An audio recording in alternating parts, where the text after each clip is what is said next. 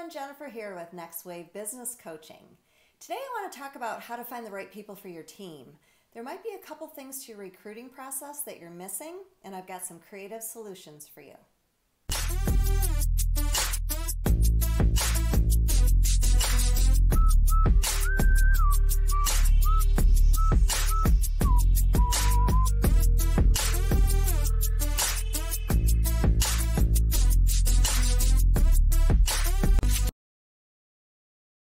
Okay, so you're rocking and rolling, you got your business going, things are growing, things are, going well, and you're at a phase where you either need to add people to your team, like an employee or a freelancer or even a virtual assistant, and you're not quite sure how to go about doing it.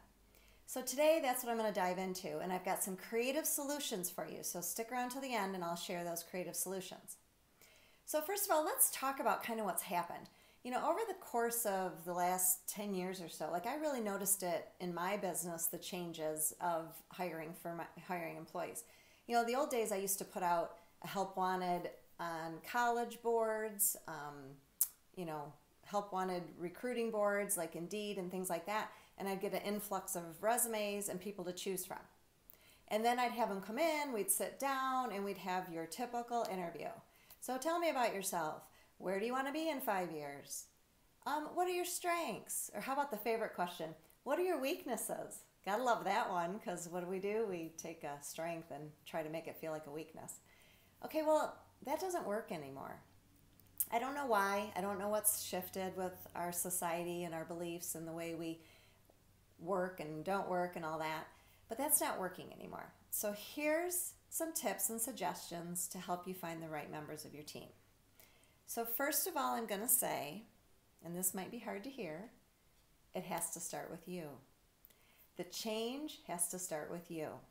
As the employer, as the entrepreneur, as the business owner, it's time to think about who you are, what you stand for, what your foundation is, so that you know exactly what you're looking for. So one of the most important things of hiring and finding the right people is knowing who you are. So start with your culture. Okay, so what is a culture of a business? A culture of a business is your personality. It's your beliefs, it's your foundations, it's what you stand for. Are you big into volunteering? Are you big into teamwork?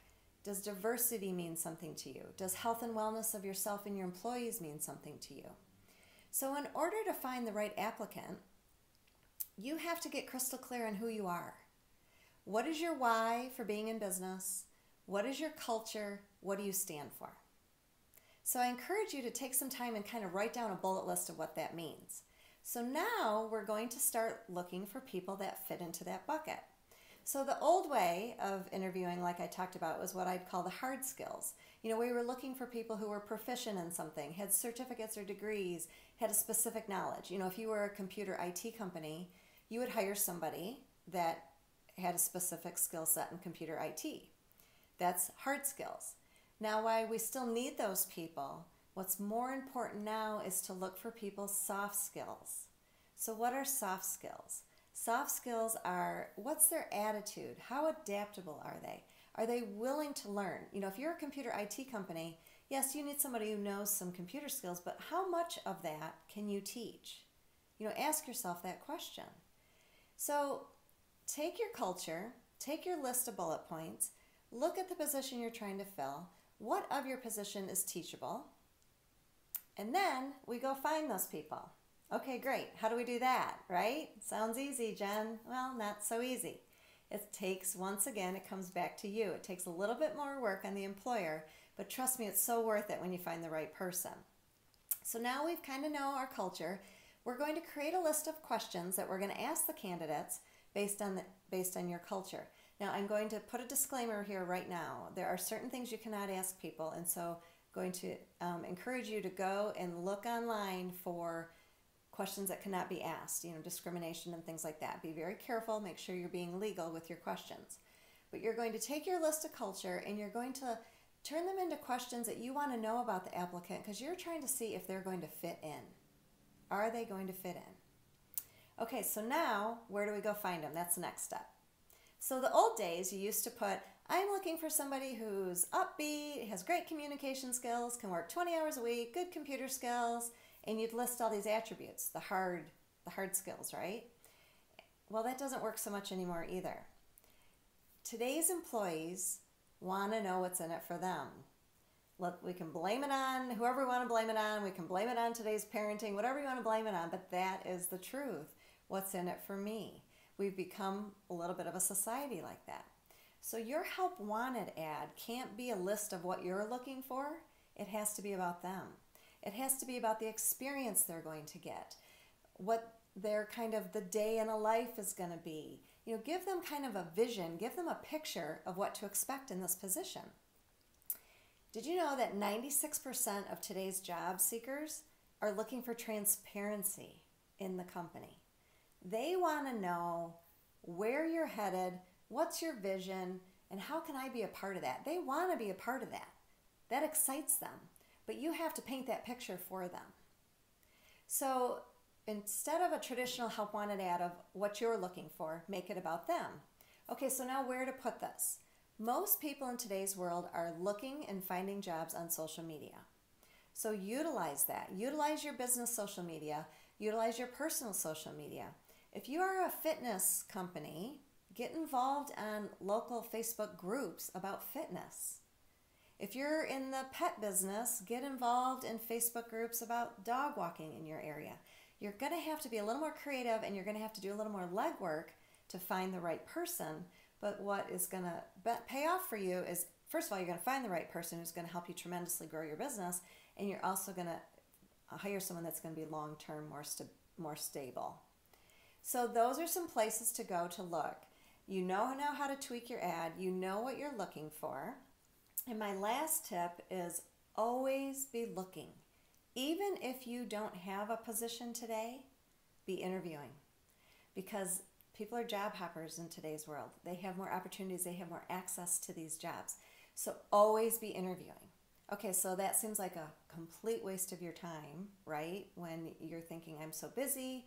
But trust me, if you want to create a business that's going to have business resiliency and be able to react and be proactive instead of reacting during those unplanned circumstances like an employee quitting or somebody getting fired or you landing a huge job and you need help, it's always good to have a pool of resources to choose from. So if, let's say you don't really have an active position, but you're going to put some of these things that I suggested in place, you attract a few people, you start having conversations, be transparent, say to them, okay, at the moment I don't have a current opening, but would you be interested in maybe doing an hour a week? Like if you're a fitness company, like my friend Kaylee, maybe they do one session a week. So that way they start to get a feel for who you are, they get involved, they get plugged in, and as time warrants for them to add more hours, you've got somebody. And nowadays employees are looking for side gigs. That is a very popular thing.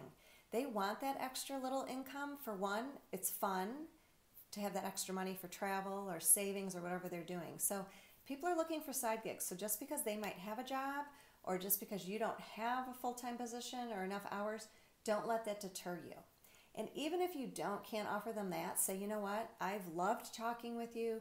I think you'd be a great fit for our company. However, I really don't have anything at the moment, but how about we touch base every month, and the minute something opens up, you'll be the first one to call.